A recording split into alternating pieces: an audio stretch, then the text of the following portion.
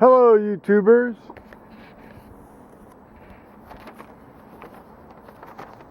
Joe Kersey here on Christmas Day,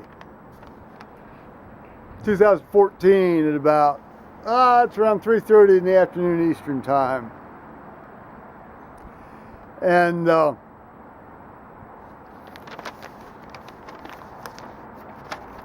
I've made some notes.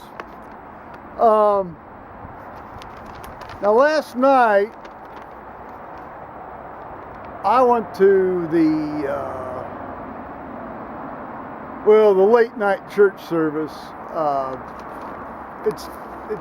It technically starts at 11 o'clock at night, but in reality the singing starts at 10:30, and if you're reading, and I was part of the platform party and was reading, you really have to be there sort of a quarter to 10 to 10 o'clock certainly to get sort of the last minute choreography instructions from the rector, and because that tends to change fairly frequently. And I was reading with my judge buddy friend, and then we had a new crucifer who also she's done some lay reading, but she wants now to be trained to do the wine. So it was good to have her with us, and it was just splendid. I mean, just the singing and the singing and the singing and the singing and the singing. The only thing that sort of kept me from singing as much as I would have liked to is that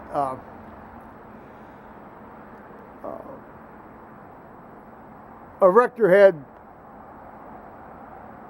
myself and the judge, carrying these torches, which are basically oil-filled lamps. Well, they look like candles, but they're oil-filled lamps with wicks. And before we got started, I said to him, these things are going to go out because that wick needs to be pulled out of there and be a little bit longer. And so we both unscrewed the thing and pulled this wick out about so long. And my word, it looked like we were about ready to set the place on fire, but we evaluated the amount of oil left in these canisters and these, quote, torches, unquote, and we figured out that given that a standard kerosene lantern will burn around 8 hours without too much trouble, you can probably get these bad boys to burn easily for an hour and a half or 2 hours without too much trouble. So I'm walking over here basically because I don't know how much of the wind is affecting y'all in terms of hearing things.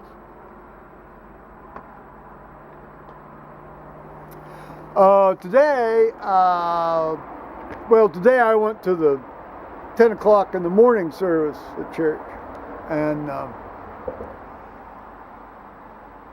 it was, we only had, it's rather sparsely attended, but it's a very intimate, it's a very intense, concentrated service, and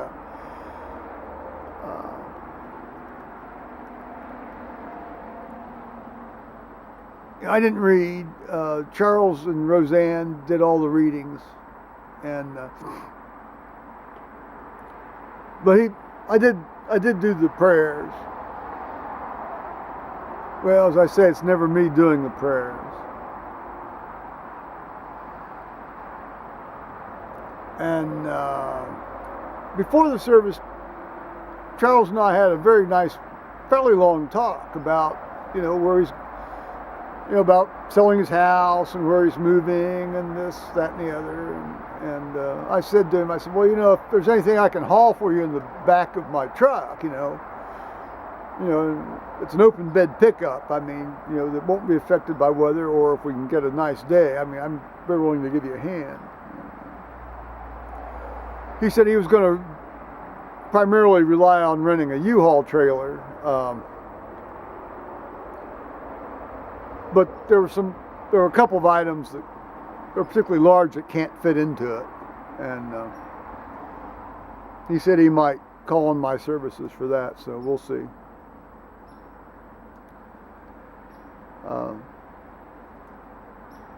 If anybody wants to buy a really nice house up there in Delaware, Ohio for $229,000, you need to go look into that. I think it's on Griswold Street, suffice to say. I'm sure you can figure that out if you're really interested. Okay. Oh, well, all right. Well, the bulk of our afternoon, Paul's and my afternoon, has been taken up with, he finally decided to install Yosemite. And that's fine, that goes in fairly straightforwardly, but then, as I've remarked on in the past, and as Paul Armstrong also remarked on in the past, the Safari settings get changed. And so you have to reset up Safari, and I was able to finally figure out how to do it. And after I had figured it out, I ran onto Paul Armstrong's video about how to do it.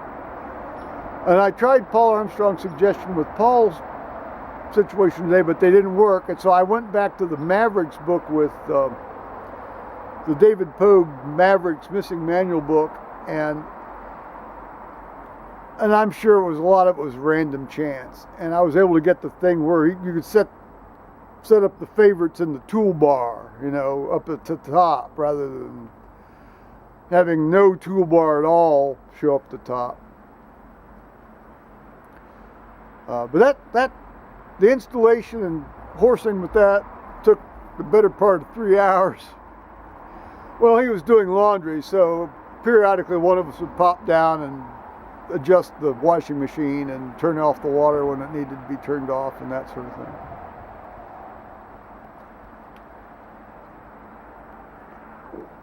Now, yesterday, as is my wont,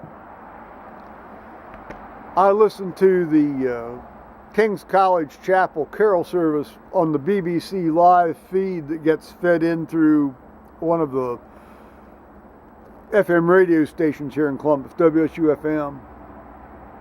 And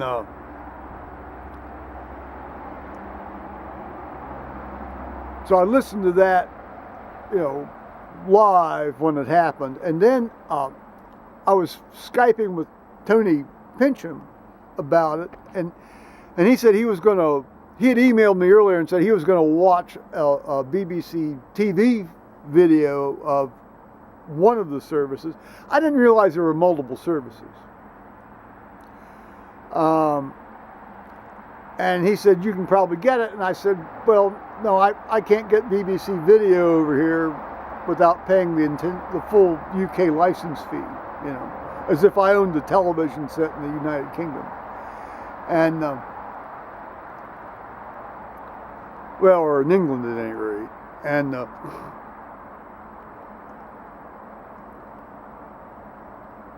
so he said, well, we'll Skype, and he says, and he'll just turn the thing around, he'll show me I can watch his TV, watch it on Skype from his TV, which is what we did. But it was clearly a service that had been done probably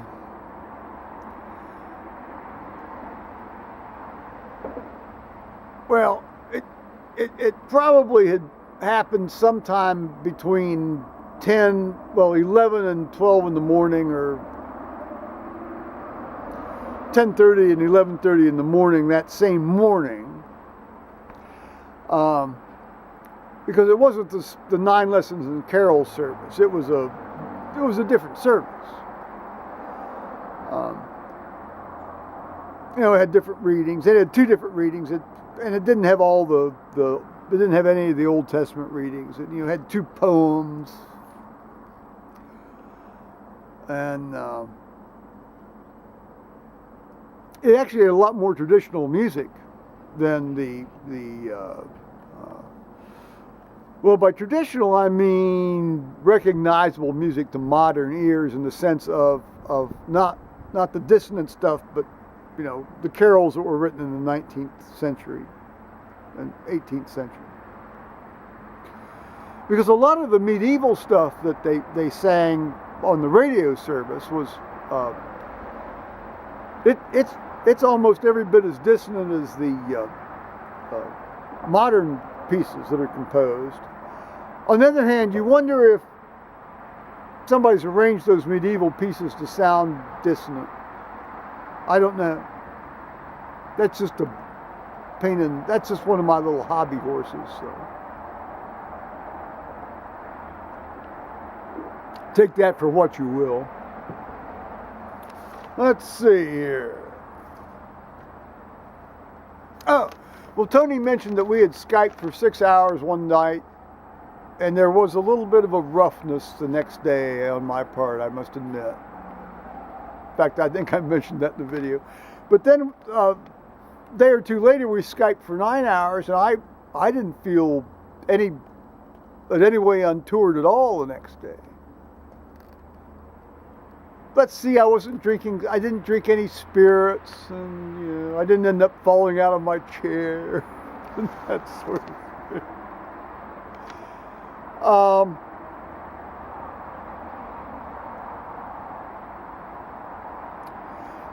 Tony in his video was kind enough to remark on how great it was to find Paul and myself, via Dan Fry, and I certainly completely second that as far as finding him.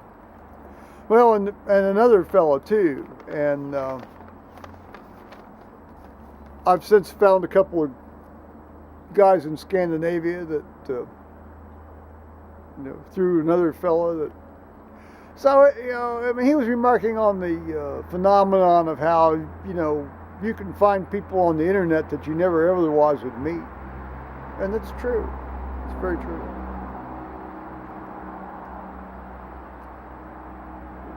And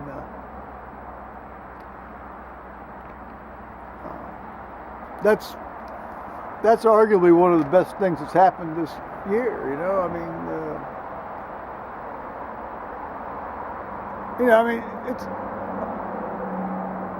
it's one of those things where you meet somebody or you talk to somebody and you almost start finishing each other's thoughts. I mean, that's only happened to me one other time. And that was in school, in college.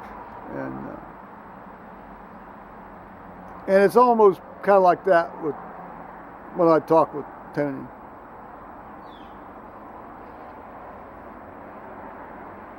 So, there it is, Tony. God bless you. And so, Merry Christmas to the rest of all you souls out there. And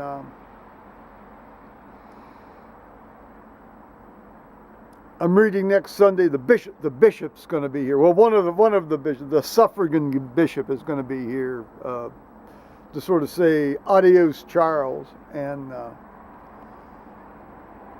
so we better put in the reinforced pew for this man. He's a big boy. All righty.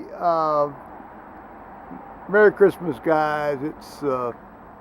It's finally gotten down to 36. It was in the low 50s most of yesterday, believe it or not.